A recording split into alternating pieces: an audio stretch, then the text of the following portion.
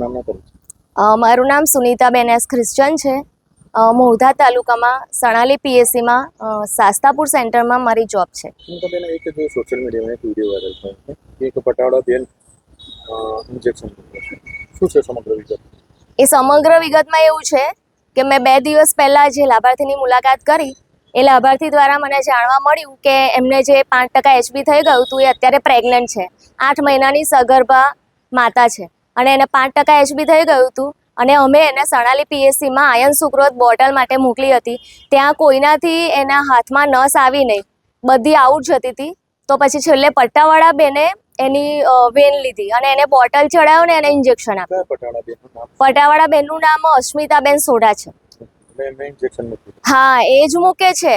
ત્યાં staff nurse, staff brother બી છે, ત્યાં પૂરો સ્ટાફ છે પીએસસીમાં, છતાં પણ ઇન્જેક્શન બોટલો એ અસ્મિતાબેન સોઢા જ મૂકે છે। બેન, કેટલું યોગ્ય છે પ્રેગ્નન્ટ વુમનને પટાવાળા બેન દ્વારા ઇન્જેક્શન મૂકવામાં આવે છે? કેટલું યોગ્ય કહેવાય? બિલકુલ યોગ્ય ના કહેવાય। આ તો કેમ કે 2 જીવ સાથે ચેડા થયા કહેવાય ને। એના પેટમાં નિર્દોષ નાનું બાળક છે, કાલ ઉઠીને કંઈ થઈ જાય તો કોની જવાબદારી? કોણ જવાબદાર રહેશે?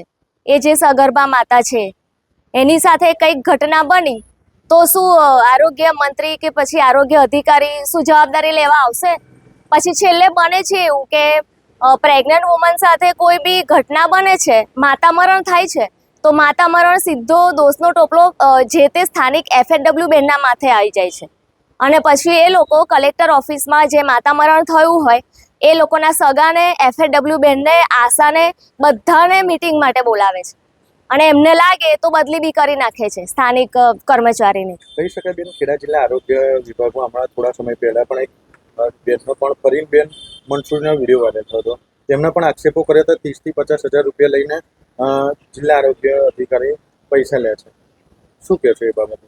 હા, પૈસા લે છે, પણ મેં જોયું નથી, પણ ઘણા બધા કર્મચારીઓ એવી ચર્ચા કરે છે અને આ ચર્ચા મારા કાને પણ આવી છે કે આરોગ્ય અધિકારી પૈસા લે છે અને ખૂબ જ ભ્રષ્ટાચાર આખા ખેડા જિલ્લામાં થઈ રહ્યો છે અમારા આરોગ્ય વિભાગમાં।